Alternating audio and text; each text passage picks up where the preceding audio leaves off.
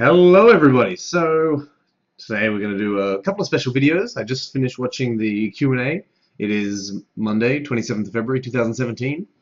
And I wanted to I think I'll turn this into two videos.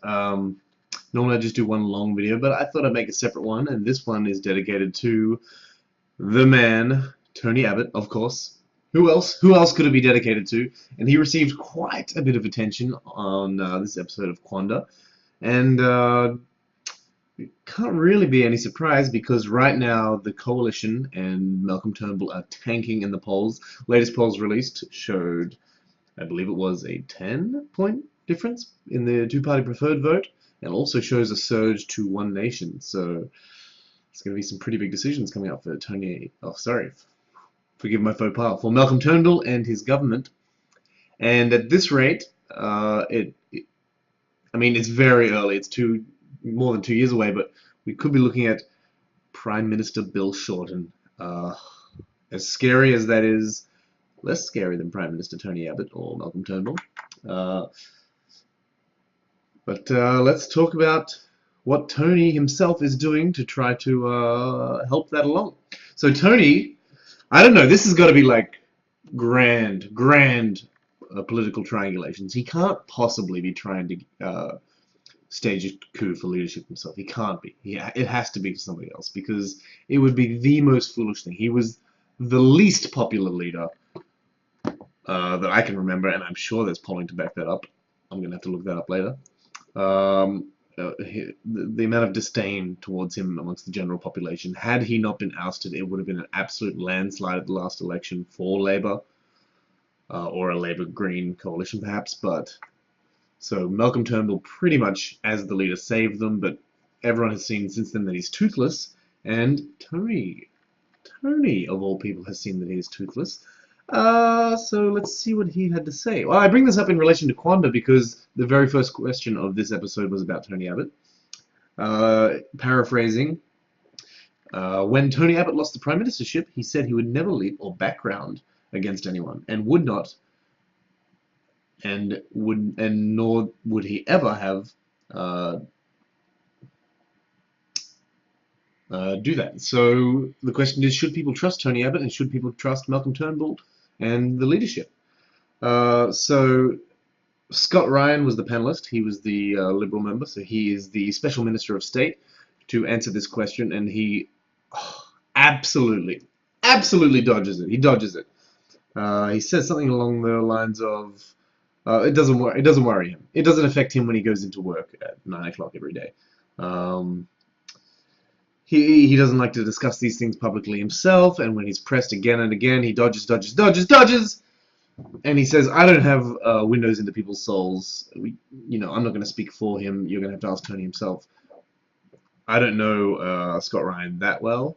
I'm going to find out more about him, but something tells me that he, or at least some of his party members, that had this been a Labour Prime Minister and a Labour leadership spill, they would probably have something to say. They might magically have a window into people's souls. So let's talk about Tony Abbott himself.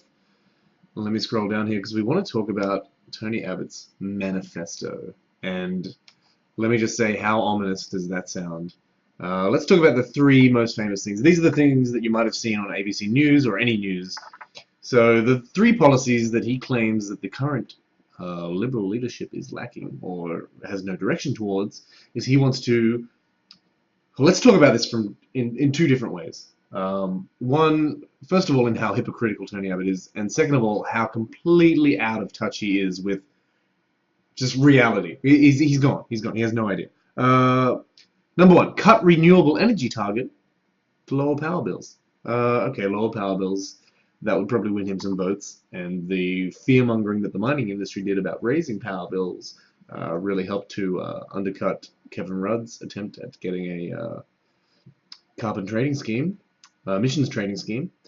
But the targets set by the coalition are very modest already. They do not go far enough, as far as I'm concerned. There is no greater crisis concerning this planet currently than climate change. It is the #1 crisis. Everybody should be talking about it.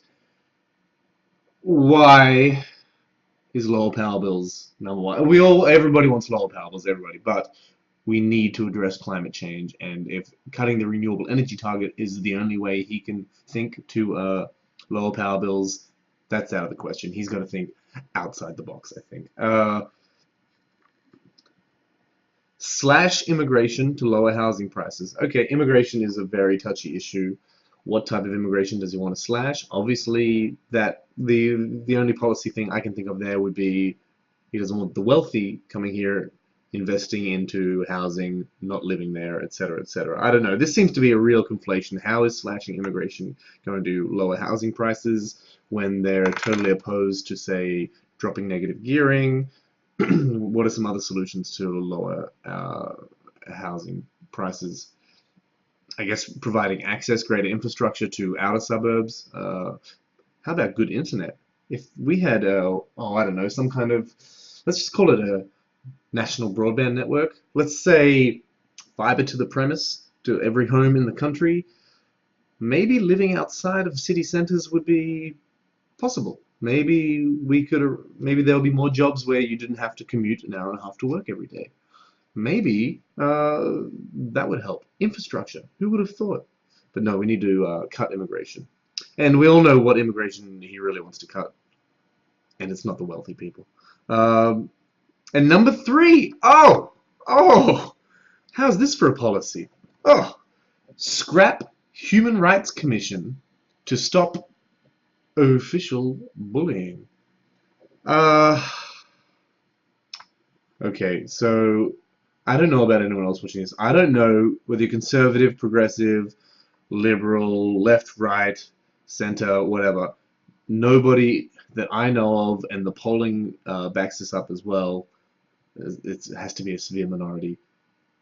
Nobody likes the fact that there are human rights violations going on right now, particularly with regard to refugees and asylum seekers off the coast of Australia. Nobody likes it. So what solution is this to scrap the Human Rights Commission to stop official bullying? Maybe have an actual solution to the refugee crisis. That could be interesting. So Tony Abbott has suggested that the coalition should be moving towards this manifesto. So first of all, I need to also mention the hypocrisy of, so he's the one who set the energy target. Immigration increased under him, and well, we don't even need to talk about his human rights record. So everybody now is talking about leadership spill. It's just like Rudd and Gillard. It's just like Labour Party. Everything's ruined. Nobody's talking about climate change. We need to talk about climate change. Talk about climate change. Talk about climate change over and over again. Climate change is the number one issue. Number one issue. And I needed to do this. I was actually going to make the video about this, and then my YouTube just sort of scrolled over, and I chanced upon an interview with Eric Abetz, the Liberal senator from Tasmania. And this, I wanted to make a separate video about this. I could even do it. Maybe I'll even cut this one in half.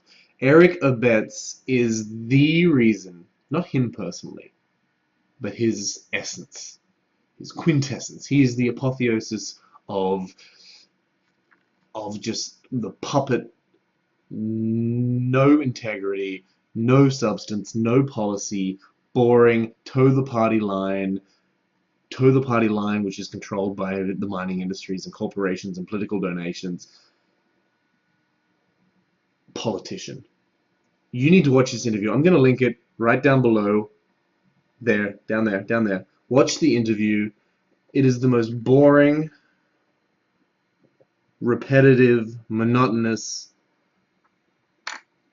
It is everything everybody hates about politicians, and one of the key reasons as to why people are fleeing the two major parties, and particularly the coalition party. So, okay, here's what he's talking about. He's talking about Tony Abbott's latest comments.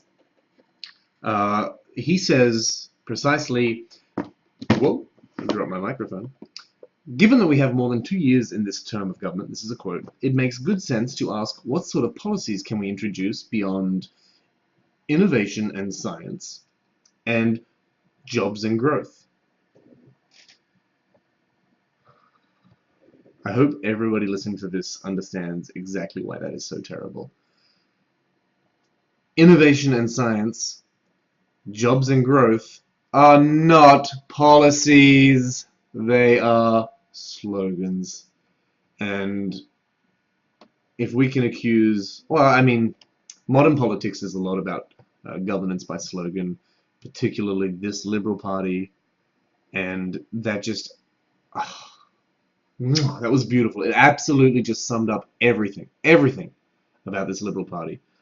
How about his repeated use of unedifying character assessments? He used this phrase 3 times, sounding like a robot, repeating political talking points, to paraphrase Donald Trump and Marco Rubio. He brought up exactly the same thing. So he wants people to address, he says Tony Abbott wasn't making a play. These aren't political triangulations. I don't know what you're talking about. All Tony Abbott wants, and I agree, this is him, he agrees, that people should be talking about his policies. And you know what? That's actually kind of the truth. People should be talking about policies, and people should be talking about how terrible Tony's policies are. Reducing immigration intake, reviewing renewable energy target.